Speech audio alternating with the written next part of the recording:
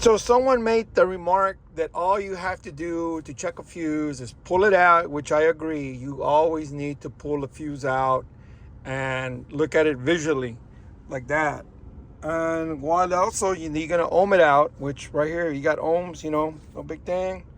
If it's, you want continuity, but you also want to make sure that the fuse can flow, because the fuse can have continuity, but it cannot flow electricity. I wanted to make a short video, but this is probably going to be a long video, so it'll be in the long format. I'm almost sure it is. We had a truck, older truck, had been in service for 2 years, and the guy tells us it runs great all day. He goes, but at night, he goes, it'll only go about 130 miles, and then it dies. Just flat out dies. He goes, if we have had it to where we'll call for roadside service, they show up and the truck will start. And the truck will go another 120 miles. And then it dies again. But during the day, it can run all day with no problems. It can run up to 10 hours with no problems. But come nighttime, it only goes about 120 miles, which is about an hour and a half. Depends on traffic, right? An hour and 15 minutes, 2 hours. Not unless you're in Houston, it might be 6 hours if, there's a wreck somewhere. But anyway, what happened was the fuse, there was a fuse that they had put, the manufacturer had put a fuse near the battery, and it was a departure from their standard wire schematic. It was the first year they did it. They put a fuse near the battery, which provided power to the ECM and I forgot what else, body controller, or chassis noid, or whatever.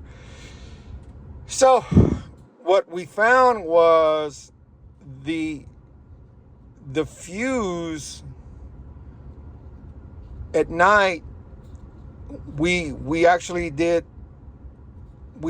doubled down, and we went ahead and we put an amp meter, and we were monitoring how many amps it was pulling. And we did a 2-hour run with everything off for 2 hours, and we had a data log of the amperage draw, the voltage, stuff like that. And then we went ahead and turned everything on, like if it was running at night.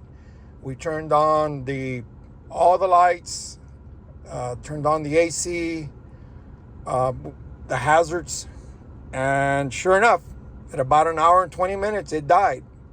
So what would happen is it was getting hot right here, and it would lose connection, an intermittent connection. It would weaken right here.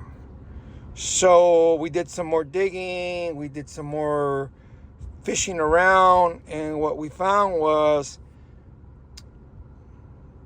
that someone had added an inverter, and they had added extra lights to the truck, which is common, all truckers do it, but they spliced into that fuse or that power line, and they were exceeding, which was funny because they were actually pulling higher amps than what the fuse was rated for. Later on, we found out that it was not a quality brand fuse, which quality brand fuses, instead of blowing quickly, they blow a lot later. So quick story about fuses. So yes, you pull them out, you look at them, you ohm them out, and then you also want to monitor voltage and amperage. So we'll continue the fuse talk. I got a little bit more to go. Thanks for watching.